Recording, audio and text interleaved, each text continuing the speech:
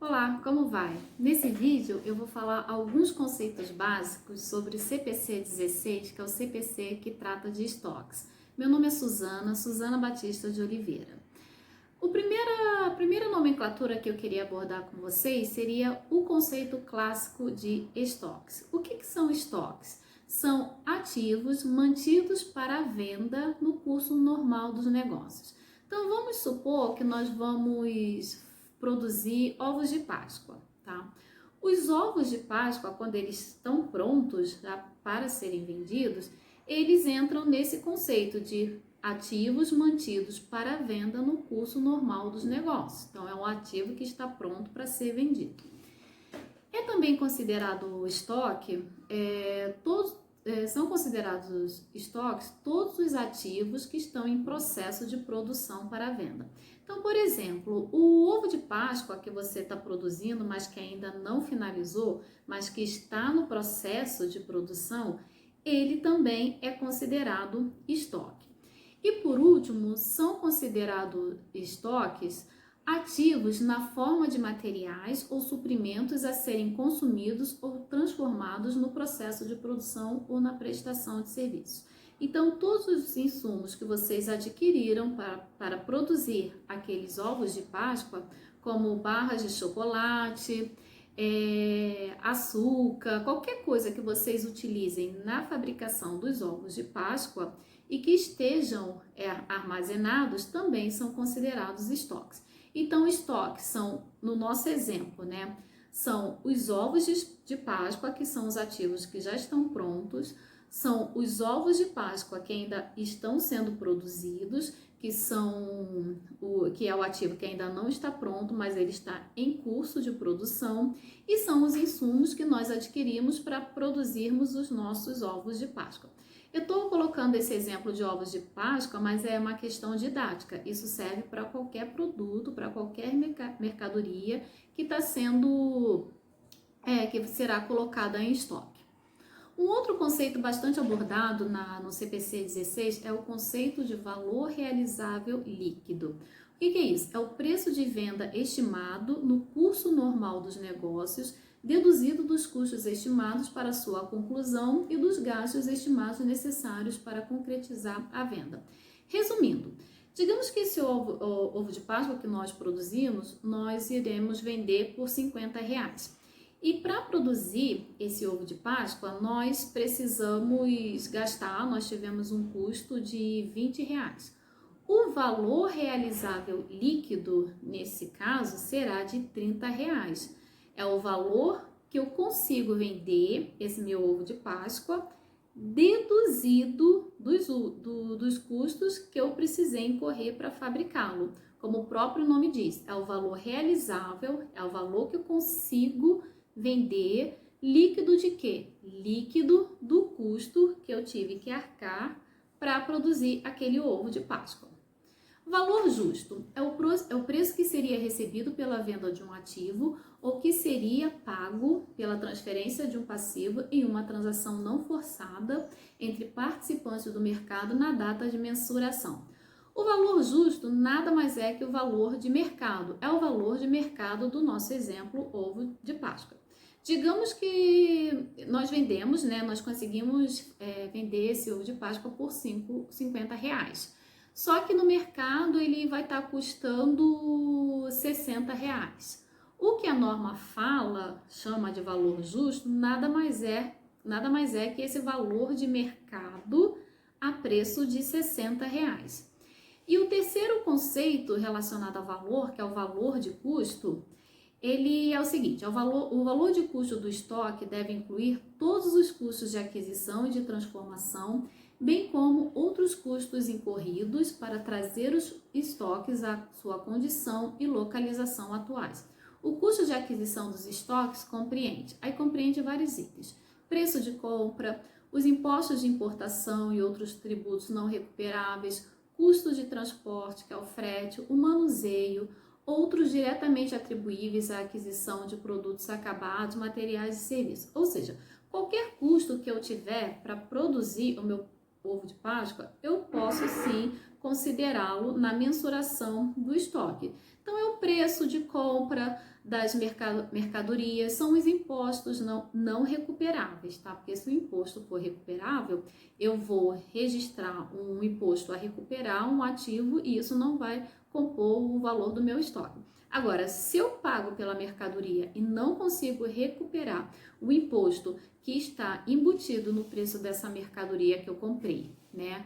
Mas, assim, está embutido, só que eu não consigo recuperar porque eu não sou contribuinte do imposto. Então, esse imposto incluído no preço da mercadoria que eu estou comprando, eu posso sim incorporar ao valor do estoque dessa minha mercadoria. Custo de transporte, se eu tiver custo de frete para entregar ao meu cliente, também posso incorporar. Manuseio, se eu estou com esses ovos de Páscoa numa determinada filial, transfiro para outra.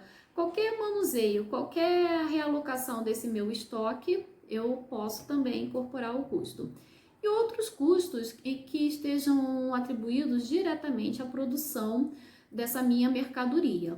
Resumindo, qualquer coisa que eu gastar, que eu conseguir comprovar que faz parte da produção daquele meu produto, eu posso incorporar no estoque.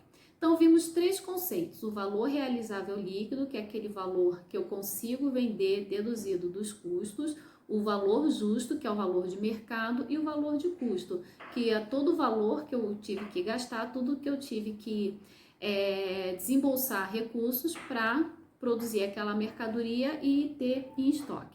Agora, uma coisa que é bastante cobrada, um conceito que é bastante cobrado em prova, eu gostaria de frisar aqui para vocês: mensuração do estoque. Os estoques objeto desse pronunciamento, que é o CPC 16, devem ser mensurados pelo valor de custo ou pelo valor realizável líquido. Então, eu tenho lá o meu valor de custo, que é tudo que eu gastei, né, para produzir aquele meu bem, aquela minha mercadoria, e eu tenho o valor realizável líquido, que é aquele valor que eu consigo vender deduzido dos custos que eu tive. O que eu devo considerar? Eu devo considerar o menor valor.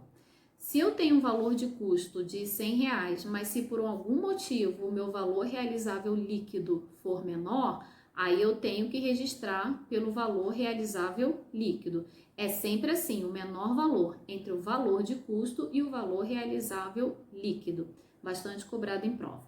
Agora eu vou falar um pouquinho sobre os critérios de valorização do estoque. Quais são os critérios principais? É o PEPS, o EPS e o custo médio ponderado. Como é que é o critério do PEPS? PEPS é primeiro que entra é o primeiro que sai, ou então a sigla em inglês que é FIFO, First In, First Out. Então, eu vou baixando meus estoques conforme a entrada deles cronológica no meu estabelecimento. O método EPS é justamente o contrário. O último que entra é o primeiro que sai. Em inglês é LIFO, Last In, First Out. Então, eu vou sempre baixar primeiro, vou baixar primeiramente o último estoque, a última mercadoria que entrou no meu estabelecimento. É sempre de trás para frente. E eu tenho um custo médio ponderado, que é a média do custo entre as minhas mercadorias. Tem bastante metodologia, tem muitos detalhes. O que eu estou passando aqui para vocês é uma visão bastante macro, são conceitos básicos para a gente começar a trilhar esse caminho do CPC 16 estoques e respectivas questões de prova.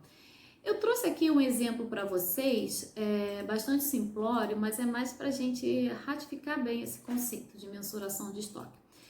Digamos que eu tenho duas mercadorias no meu estoque. Eu tenho 2 ovos de Páscoa. Um que chegou no momento X1, que eu gastei R$10, e o outro que chegou no momento X2, R$15, está mais caro. No método EPS, o que eu vou considerar como CMV, na valorização do meu estoque? Eu vou considerar a primeira mercadoria, que é no valor de R$10. Então, quando eu vender esse ovo de Páscoa, o meu CMV vai ser de R$10. Por quê? Porque ele foi a primeira mercadoria que entrou no meu estoque. Então, digamos que eu vendo esse ovo de Páscoa por R$ 50. Qual vai ser o meu lucro? O meu lucro vai ser R$ 40. R$ 50 menos 10 vai me dar um lucro de R$ 40. E quanto que eu vou ficar no meu estoque? Eu vou ficar no meu estoque R$ 15, que é aquele segundo ovo de Páscoa que entrou no meu estoque. Agora, digamos que eu esteja adotando o método EPS. Se eu estou adotando o método EPS, o que eu considero na hora de compor o meu CMV é a última mercadoria que entrou no meu estoque. Então, nesse meu exemplo, o CMV seria de R$ 15, que é a mercadoria X2, foi a última mercadoria que entrou no meu estoque. Isso vai me dar um lucro líquido de R$ 35, que é R$ 50 pela venda, menos o estoque, menos o CMV de R$ 15. E no meu estoque vai ficar quanto? Vai ficar R$ 10, que é justamente a mercadoria X1 que eu comprei primeiro.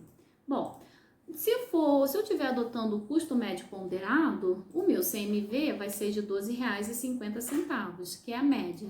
No caso, são R$ 10 da primeira mercadoria, R$ 15 da mercadoria, dá R$ 25, dividido por 2 dá um custo médio de R$ 12,50.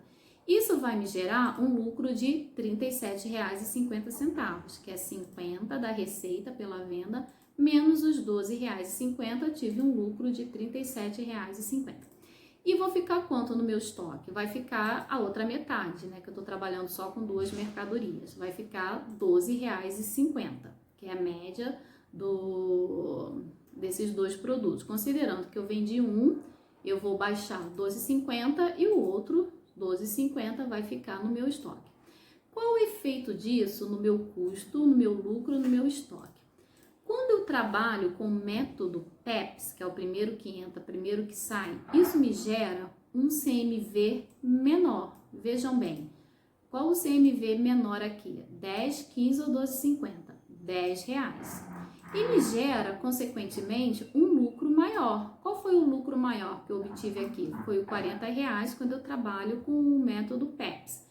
E um estoque também, consequentemente, maior. Por que isso acontece? Por que meu custo acaba sendo menor?